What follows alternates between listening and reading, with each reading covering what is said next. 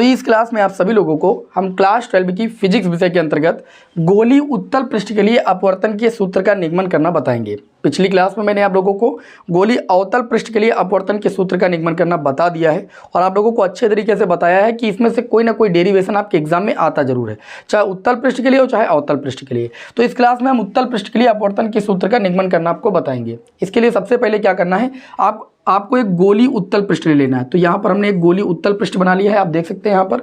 ठीक है, हमने क्या किया, इसका मुख्य अक्ष खींच दिया है, ये मुख्य अक्ष हो गया। यहाँ पर आपका पोल होगा, मतलब ध्रुव हो जाएगा P। ठीक है, गोली उत्तल पृष्ठ को नाम दे देते हैं यहाँ पर। ये आपका हो गया गोली उत्तल पृष्ठ S, ये P हो गया और ये आपका हो गया S डैश। तो हम लिखेंगे सबसे पहली लाइन, थ्योरी में देखिए थोड़ा बहुत आप लिख लिया करें, बाकी तुम लिख ही देते हैं यहाँ पर। सबसे पहले आपको लिखना है कि माना एक गोली उत्तल पृष्ठ SP S डैश है। ठीक है, क्योंकि हमको उत्तल पृष्ठ के लिए अपवर्तन के सूत्र का निगमन करना था। ठीक है, और गोली उत्तल पृष्ठ के जो इधर का आपका भाग होगा ये आपका सघन होगा। कैसा माध्यम होगा, सघन माध्यम होगा। ठीक, और सघन माध्यम का अपवर्तनांक हम मान लेते हैं कितना भैया, N2 है। देखिए सघन माध्यम का जो अपवर्तनांक होता है वो विरल माध्यम के अपवर्तनांक के सापेक्ष ज़्यादा होता है। ठीक है, इधर जो माध्यम है इसको मान लेते हैं हम विरल माध्यम। कैसा माध्यम है, विरल माध्यम है, क्योंकि अपवर्तन की घटना के लिए दोनों माध्यमों का अलग अलग होना बहुत ही आवश्यक है, नहीं तो अपवर्तन होगा कहाँ से। ये विरल माध्यम में इसका अपवर्तनांक मान लेते हैं निरपेक्ष अपवर्तनांक N1 है। निरपेक्ष अपवर्तनांक का मतलब निर्वात के सापेक्ष विरल माध्यम का अपवर्तनांक N1 है। इसी तरीके से सघन माध्यम का निरपेक्ष अपवर्तनांक N2, इसका मतलब निर्वात के सापेक्ष इस सघन माध्यम का जो अपवर्तनांक है वो आपका N2 है। ओके, अब यहाँ पर देखिएगा तो हम कहेंगे कि ये जो हमारा गोली उत्तल पृष्ठ है, क्या कहेंगे, सबसे पहले ये कहेंगे कि हमारे पास एक गोली उत्तल पृष्ठ SP S डैश है जो कि निरपेक्ष अपवर्तनांक N1 के विरल माध्यम को निरपेक्ष अपवर्तनांक N2 के सघन माध्यम से पृथक करता है या अलग करता है। आप देख पा रहे हो कि इधर सघन माध्यम, इधर आपका विरल माध्यम है, तो अलग अलग कर रहा है कि नहीं कर रहा है। ठीक है, अब अपवर्तन की घटना दिखाने के लिए यहाँ पर हम क्या करेंगे, एक वस्तु ले लेंगे। ये देखिए यहाँ पर एक वस्तु ले लेते हैं। ठीक है, O वस्तु से किरणें चलेंगी, जब किरणें मिलेंगी तभी तो प्रतिबिंब बनेगा। लेकिन उसके लिए सबसे पहले आप सभी लोगों ने अपवर्तन की घटना में पढ़ा है जो अपवर्तक पृष्ठ होता है। अपवर्तक पृष्ठ पर सबसे पहले अभिलंब का होना बहुत जरूरी है। जब अभिलंब होगा तो कोई प्रकाश किरण आपतित कराई जाएगी, तो अगर वो विरल से सघन में जाएगी तो अभिलंब की ओर झुक जाएगी, सघन से विरल में भेजेंगे तो अभिलंब से दूर हट जाएगी। तो अभिलंब का होना जरूरी है कि नहीं। तो यहाँ पर चूंकि गोली पृष्ठ है, गोली उत्तल पृष्ठ है, तो गोली उत्तल पृष्ठ के लिए अभिलंब कौन सा होता है, जो केंद्र से होकर जाती रेखा। तो गोली उत्तल पृष्ठ का केंद्र कहाँ होगा, इधर की ओर होगा कि नहीं होगा। अवतल होता था तो केंद्र इधर होता था। अब इस C से सीधा जो लंबवत रेखा खींची जाएगी वो किसका कार्य करेगी, अभिलंब का कार्य करेगी। ये आपका अभिलंब हो गया, इसको हम नाम दे देते हैं CX। क्या नाम दे दिया हम, CX। ये अभिलंब है आपका इस गोली उत्तल पृष्ठ का। ओके, अब आप सभी लोगों को पता है कि वस्तु चलने वाली पहली किरण आएगी, इस अपवर्तक पृष्ठ पर ऐसे आपतित होगी। क्लियर है, हमारी लाइन थोड़ा सा टेढ़ी मेढ़ी हो सकती है क्योंकि हम यहाँ पर हाथ से खींच रहे हैं, आप लोग बढ़िया पटरी से खींचिएगा। ठीक है, तो हमने क्या किया, वस्तु चलने वाली पहली किरण को इस गोली उत्तल पृष्ठ के अपवर्तक या आपतन बिंदु A पर आपतित किया। ये आपतन बिंदु एक तो होगा, अगर ये अभिलंब या अपवर्तक पृष्ठ है तो अगर कोई प्रकाश किरण इस बिंदु पर आ रही है तो इस बिंदु को क्या बोलते हैं, आपतन बिंदु। यहाँ पर गोली उत्तल पृष्ठ के लिए आपतन बिंदु का कार्य करेगा। तो ये प्रकाश किरण वस्तु चलने वाली गई और इस गोली उत्तल पृष्ठ के बिंदु A पर जब आपतित होती है तो आप सभी लोगों को पता है कि यहाँ पर जो कि प्रकाश किरण विरल से सघन माध्यम में जा रही है, और जब कोई प्रकाश किरण विरल से सघन माध्यम में जाती है तो अभिलंब की ओर झुक जाती है। झुक जाती है कि नहीं झुक जाती है। तो भैया ये आपका अभिलंब है CX, ये आपका क्या है, अभिलंब। इसको C थोड़ा अच्छे से बना लेते हैं, ये आपका अभिलंब है। तो अब इसको जाना ऐसे सीधे चाहिए था, अगर ये माध्यम यहाँ चेंज ना होता तो ये ऐसे जाती, लेकिन अभिलंब की ओर ये झुक जाएगी क्योंकि विरल से सघन माध्यम की ओर जा रही। तो ये प्रकाश किरण, इसको थोड़ा सा रब कर लेते हैं, ये प्रकाश किरण क्या होगी, ऐसा हल्का सा झुक जाएगी, हल्का सा ऐसे, समझ गए। इसको जाना ऐसे सीधे चाहिए था लेकिन ये अभिलंब की ओर ऐसे झुक जाएगी। ठीक है, इसको भी थोड़ा सा हटा देते हैं यहाँ पर। ये आपका गोली उत्तल पृष्ठ S हो गया। ओके, ये अभिलंब की ओर हल्का सा झुक गई। अब वस्तु से चलने वाली दूसरी किरण हम इस गोली उत्तल पृष्ठ पर क्या करेंगे भाई, अभिलंबवत आपतित करेंगे। और आप सभी को पता है कि जब वस्तु से चलने वाली कोई प्रकाश किरण गोल अपवर्तक पृष्ठ पर अभिलंबवत आपतित होती है तो वह बिना विचलित हुए सीधी रेखा में निकल जाती है। तो यहाँ पर देखिए ये गोली उत्तल पृष्ठ है, इस पर ये वस्तु से चलने वाली दूसरी किरण अभिलंबवत आपतित की गई है, तो यह बिना विचलित हुए सीधी रेखा में ऐसे निकल जाएगी। अब ये वाली किरण और ये वाली किरण क्या आपस में कहीं पर मिलेंगी, नहीं मिलेंगी। जब मिलेंगी नहीं तो आगे चल के कहीं पर प्रतिबिंब नहीं बनेगा। तो हम क्या करेंगे, इस किरण को थोड़ा सा पीछे की ओर ऐसे बढ़ा लेंगे और इस किरण को भी पीछे की ओर बढ़ा लेंगे। ये दोनों किरणें एक दूसरे को यहाँ पर मिल जाएंगी और यहाँ पर इनका बन जाएगा प्रतिबिंब। ये जो प्रतिबिंब बन रहा है इन किरणों को पीछे बढ़ाने पर मिल रहा है, आभास करने पर, इसलिए यहाँ पर जो प्रतिबिंब बनेगा वो कैसा बनेगा, आभासी प्रतिबिंब बनेगा। क्लियर हुई इतनी बात। अब आप सभी को पता है कि पोल से लेकर के जो प्रतिबिंब की दूरी होती है उसको v से लिखा जाता है, और ये सामने की दूरी है, इसलिए आपकी निर्देशांक ज्यामिति चिन्ह प्रॉपर्टी के अकॉर्डिंग एक्स अक्ष की ऋण दिशा में दूरी होगी, इसलिए -v लिखा लिया जाएगा। O से लेकर के P तक की दूरी को U से लिखा जाता है, वस्तु की दूरी होती है, और C से लेकर के P की दूरी को हम R से लिखते हैं, वक्रता त्रिज्या। अब ध्यान दीजिएगा यहाँ पर जो R का मान होगा वो धनात्मक होगा, क्योंकि ये एक्स अक्ष की धन दिशा की दूरी है। इतनी बात क्लियर हुई कि नहीं क्लियर हुई? हमें उम्मीद है कि आप सभी लोगों को इतनी बात अच्छे से समझ में आ गई होगी। ठीक है, आपको हम सब कुछ बताएंगे भैया, नोट्स भी आपको दिलाएंगे। आप हमारे टेलीग्राम चैनल से जुड़ जाइए, बालाजी स्टडी मोशन सर्च कर लीजिए, वहाँ पर आपको नोट्स भी उपलब्ध करा देते हैं। अब यहाँ पर ध्यान दीजिएगा, बिल्कुल फ्री ऑफ कॉस्ट, ठीक है, कोई चार्ज नहीं। अब यहाँ पर क्या करते हैं, इस बिंदु ए से यहाँ पर एक अभिलंब खींच लेते हैं, इसको नाम दे देते हैं AN। क्या नाम दे देते हैं, AN नाम दे दो, AM नाम दे दो।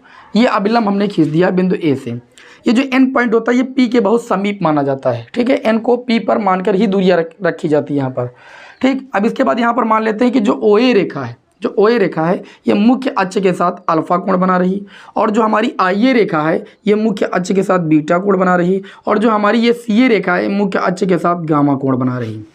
इतना आप सभी लोगों को फिगर में समझना है। अगर इतना समझ गए, डेरिवेशन आपका खत्म। देखिए अब आपको करना क्या है, आपको सबसे पहले लिखना है कि माना हमारे पास एक गोली उत्तल पृष्ठ SP है, आप इतनी थ्योरी लिख लेना। उसके बाद लिखना जो कि निरपेक्ष अपवर्तनांक N1 के विरल माध्यम को निरपेक्ष अपवर्तनांक N2 के सघन माध्यम से पृथक करता है। बस इतना आप सभी लोग सबसे पहले लिख लीजिएगा। उसके बाद यहाँ पर हम मानेंगे, देखिए क्या मानेंगे, थोड़ी सी और बात समझ लीजिएगा। अब आपतन ये अपवर्तन की घटना में ये बताया गया कि जो आपतित किरण होती है और जो अपवर्तित किरण होती है, देखिए आपतित किरण और अभिलंब के बीच जो कोण बनता है वो आपतन कोण होता है, अपवर्तित किरण और अभिलंब के बीच जो कोण बनता है वो अपवर्तन कोण R बनता है। अब यहाँ ध्यान दीजिएगा, ये जो वस्तु से चलने वाली किरण थी ये आपतित किरण थी। कौन सी किरण थी, आपतित किरण, और ये अभिलंब का कार्य कर रही थी। तो यहाँ पर अगर हम देखें तो ये आपतित किरण और ये अभिलंब है, ये वाला अभिलंब ही तो है। तो आपतित किरण और अभिलंब के बीच कौन सा कोण बनेगा, आपतन कोण बनेगा कि नहीं बनेगा। यहाँ पर ध्यान दीजिए, ये आपकी अपवर्तित किरण थी। कैसी किरण थी, अपवर्तित, और ये आपका अभिलंब है। अपवर्तित किरण और अभिलंब के बीच कैसा कोण बनता है, अपवर्तन कोण बनता है। तो देखिए अभिलंब हो गया और ये पीछे बढ़ाई गई अपवर्तित किरण, तो अभिलंब और अपवर्तित किरण के बीच कौन सा कोण बनेगा, ये वाला कोण, अपवर्तन कोण R बनेगा। ठीक है, आप देखिए इस किरण को पीछे बढ़ा गया, ये अपवर्तित किरण है और ये अभिलंब है, तो अभिलंब और अपवर्तित किरण के बीच अपवर्तन कोण बनेगा। और यहाँ पर देखिए ये आपतित किरण और अभिलंब के बीच कौन सा कोण बनेगा, आपतन कोण बनेगा। इतनी बात तो आप सभी लोग जानते हैं ना। तो यहाँ पर लिखेंगे माना आपतन कोण, माना आपतन कोण। अब आपतन कोण कौन सा बन रहा है, ध्यान दीजिएगा, आपतन कोण बन रहा है OAX, ठीक है, OAX बराबर I, ठीक है। अपवर्तन कोण कितना बन रहा है वो भी लिख दीजिए यहाँ पर, अपवर्तन कोण कितना बन रहा है, IAX, कोण IAX बराबर अपवर्तन कोण को R से लिखा जाता है। साथ ही में आपने और क्या क्या चीज़ें मानी है, O से लेकर के P तक की दूरी, OP बराबर आपने माना है माइनस का U, IP बराबर आपने माना है माइनस का V, माना कि नहीं माना है, और CP को आपने माना है प्लस का R, क्योंकि ये दूरी एक्स अक्ष की धन दिशा में पड़ेगी। और ये जो अभिलंब डाला है इसकी ऊंचाई को हम H मान लेते हैं, ठीक है, यानी AN की वैल्यू को हम मान लेते हैं H भी धनात्मक होगा, क्योंकि निर्देशांक ज्यामिति चिन्ह प्रॉपर्टी लगाएंगे तो ये y की धन दिशा में दूरी पड़ेगी। ओके, ऊपर क्या होती है, y की धन दिशा होती है। अब चलिए आगे स्टेप बाय स्टेप को आपको समझना है। डेरिवेशन बहुत आसान है, ठीक है, ये दूरियां सारी हमने मान ली। उसके बाद अगली लाइन में लिखेंगे पुनः माना, पुनः क्या चीज़ मानेंगे हम, पुनः हम मान रहे हैं कि जो हमारी OA रेखा है, जो हमारी IA रेखा है और जो हमारी CA रेखा है, ठीक है, मुख्य अक्ष से क्रमशः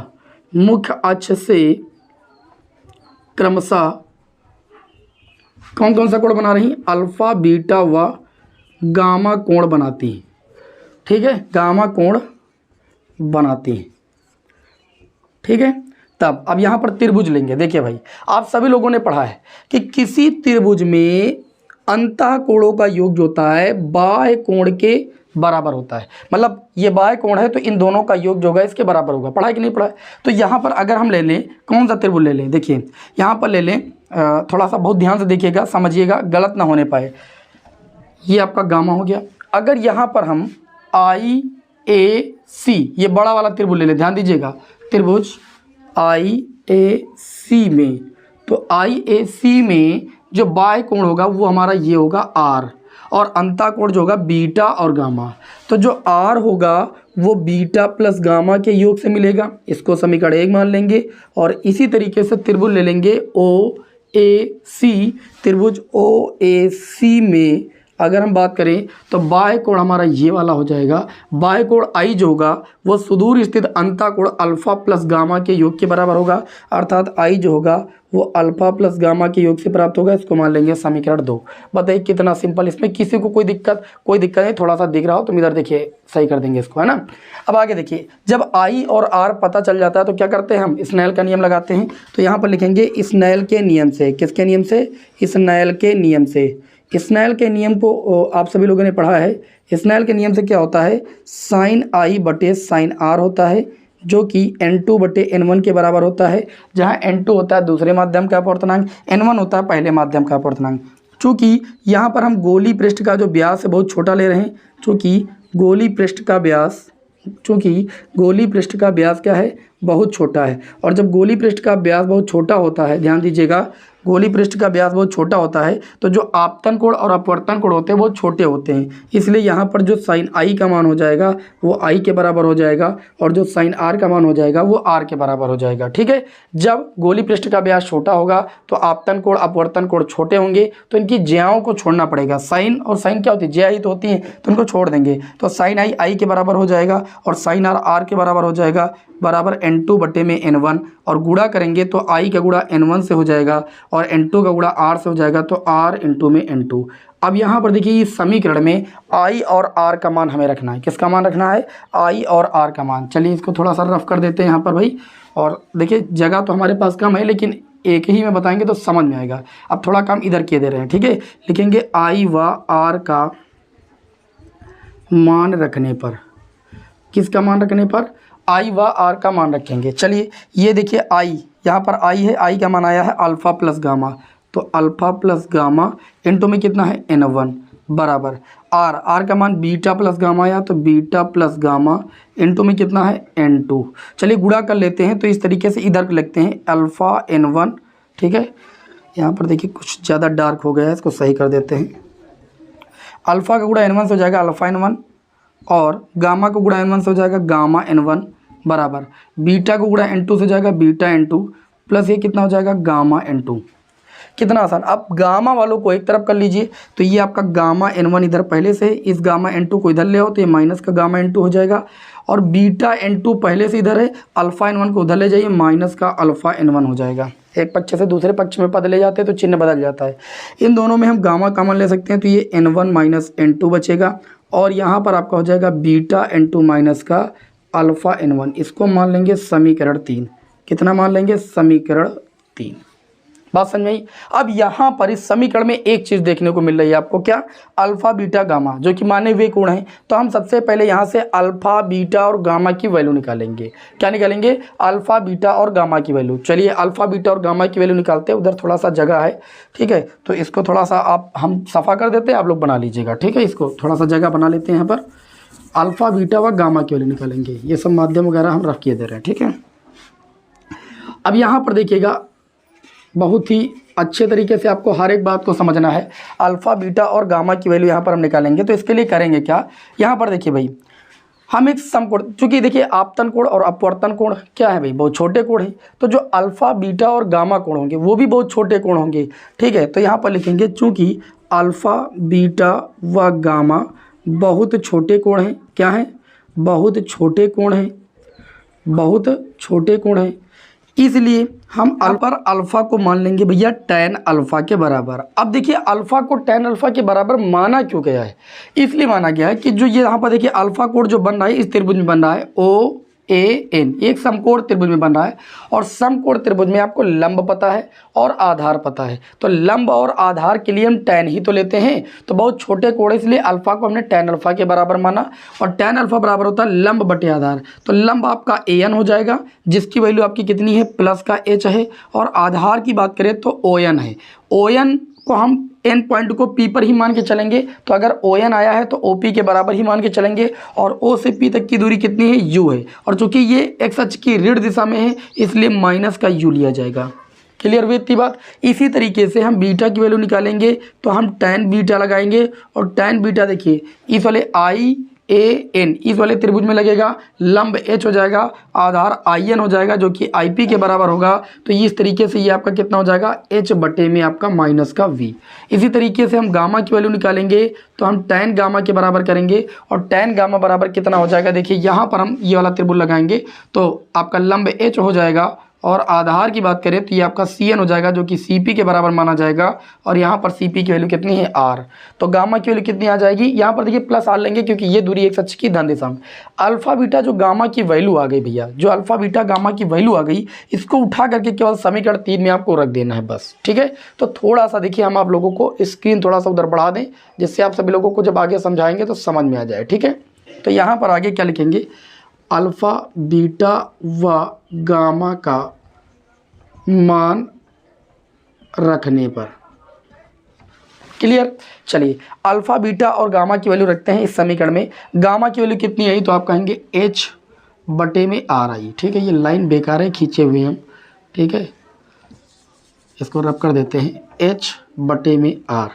गामा की वैल्यू ब्रैकेट में क्या है आपका N1 माइनस N2 बराबर। बीटा की वैल्यू कितनी है तो आप कहेंगे H बटे V, वो भी माइनस का, तो माइनस H बटे V और N2 में आपका N2 है, माइनस लगा देंगे।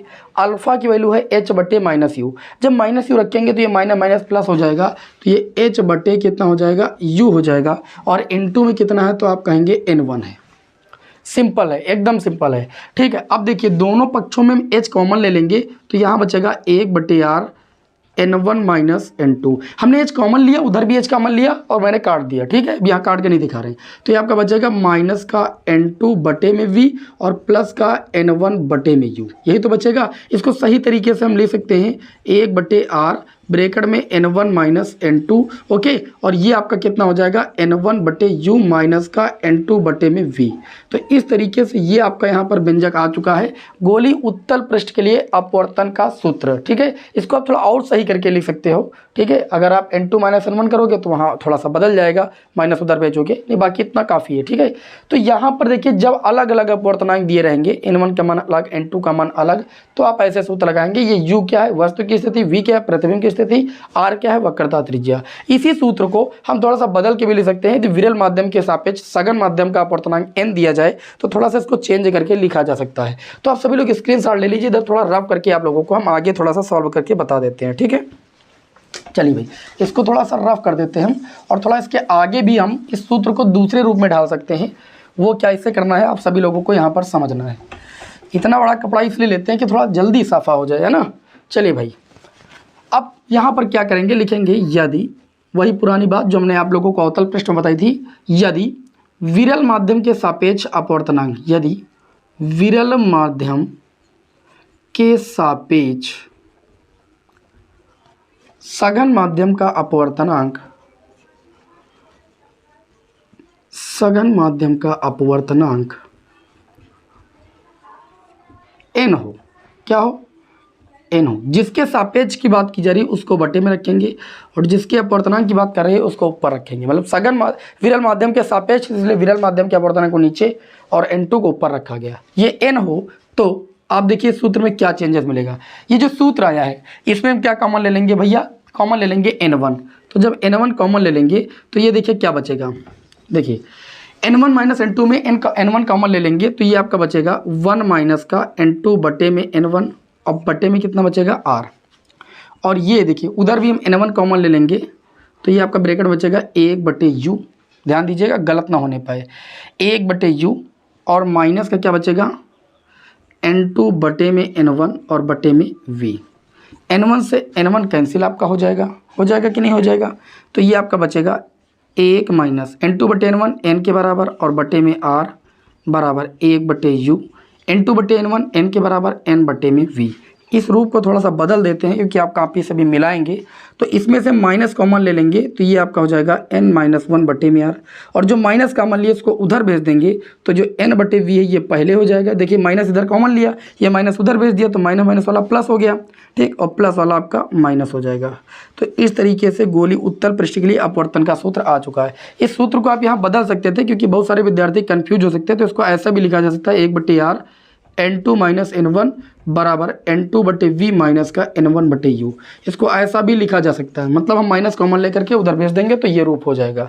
समझ रहे हो ना? तो ये मत सोचना कि सर जी ये तो थोड़ा सा उल्टा है तो उधर आ रहा है, तो आप इसे सही करके लिख सकते हैं। बाकी ये आपका क्या है, यही आपका